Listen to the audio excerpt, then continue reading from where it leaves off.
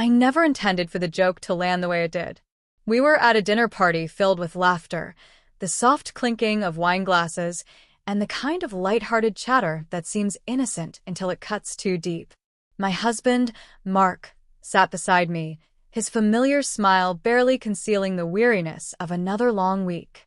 Someone asked how we'd managed to stay married for 12 years, and without thinking, I laughed and said, maybe it's time to trade him in for a newer model. The room laughed. I thought Mark would smirk or fire back one of his usual clever replies. Instead, he looked at me for a long, quiet moment before saying softly, maybe you should. I'd want you to be happy. The laughter stopped immediately.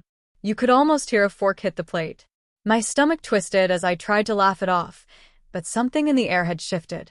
The warmth between us, so constant, so familiar, was gone. The rest of the night blurred together. People changed the topic, someone poured more wine, and I laughed louder than usual, trying to bury the discomfort clawing at my chest. When we got home, Mark didn't say much. He hung his jacket, loosened his tie, and went straight to the bedroom. I stood in the doorway, unsure whether to apologize or defend myself. It was just a joke, I finally said. He nodded, eyes down. Yeah. Just a joke. His voice wasn't angry, just empty. That night, I couldn't sleep. The silence between us felt like a canyon. He used to reach for me in the dark, wordless and gentle. This time, he stayed still, his breathing calm, as if he had already made a decision I didn't yet know. The next morning, he seemed a lighter. You okay? I asked. Yeah, he said, smiling faintly. I actually slept well. At work, my phone buzzed with messages from friends who'd been at the dinner. Girl, that was savage. You two are hilarious. But one text from Jessica, my oldest friend, lingered. Asterisk, I think you heard him last night. He looked really sad after you said that. Asterisk. Her words stung. I replied quickly. Asterisk, he's fine. We always joke like that. Asterisk, but my hands trembled as I hit send. That evening, Mark was quiet again. We ate in near silence until he finally said, I'm going to visit my brother next weekend. That's fine, I replied, pretending it didn't bother me. He nodded. Good. I need some space. That word, asterisk space asterisk, hung in the air like a sentence. For the next few days, he spoke only when necessary. He was polite, even gentle, but distant. Every simple act, pouring my coffee, asking about my day, felt rehearsed hollow. I began to realize how much of our closeness had depended on his warmth. Without it, the house felt like a museum of old laughter. The night before he left, I found him packing. Mark, I asked, are we okay? He zipped the bag and met my eyes. Depends on what you mean by okay. I mean, are you angry about what I said? He shook his head. No. I'm just thinking about how often you've made jokes like that. Maybe I never really noticed before. I wanted to argue, but he was right. Teasing had become my way to cover insecurity with humor. I always told myself you didn't mean it, he said quietly. But last night, for the first time, I wondered if you did. When he left the next morning, the silence in the house was unbearable.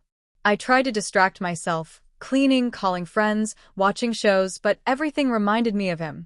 By the second night, I found myself rereading old messages he'd sent. Simple things like pick you up at 6 or you looked beautiful tonight. Words I once took for granted now felt sacred. He was gone 5 days. We exchanged a few polite texts, but nothing real. When he finally came home, I expected tension.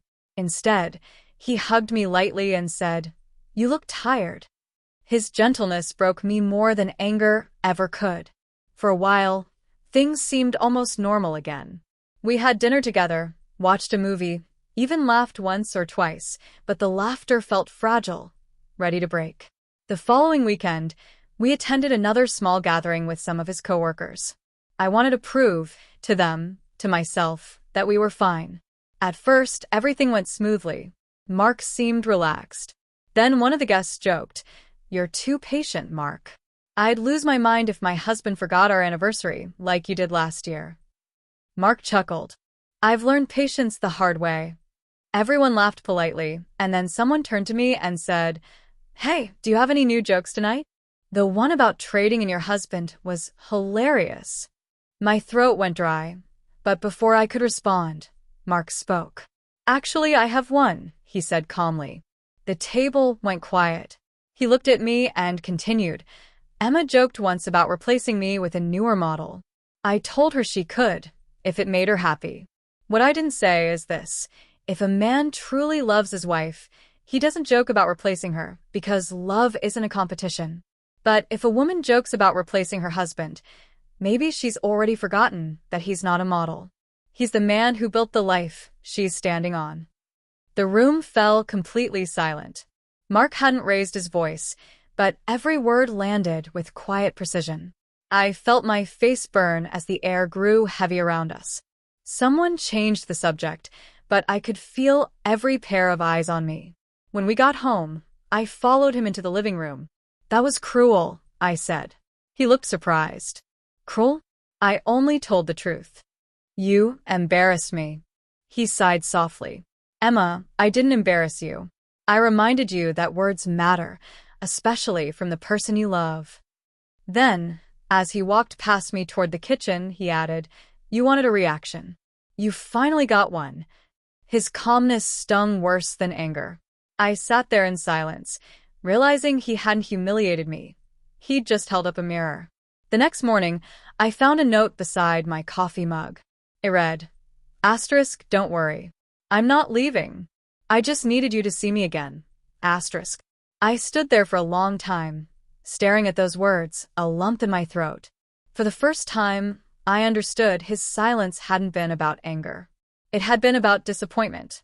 That night, when he came home, I didn't hide behind jokes or sarcasm. I simply said, "I'm sorry. You didn't deserve that." He looked at me for a moment, then nodded. "Thank you," he said softly. "Just don't make me invisible again." That single sentence, quiet, sincere, and full of truth, became the start of something new between us.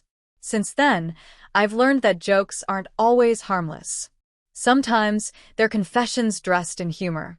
And sometimes silence is what finally teaches you who's really standing beside you.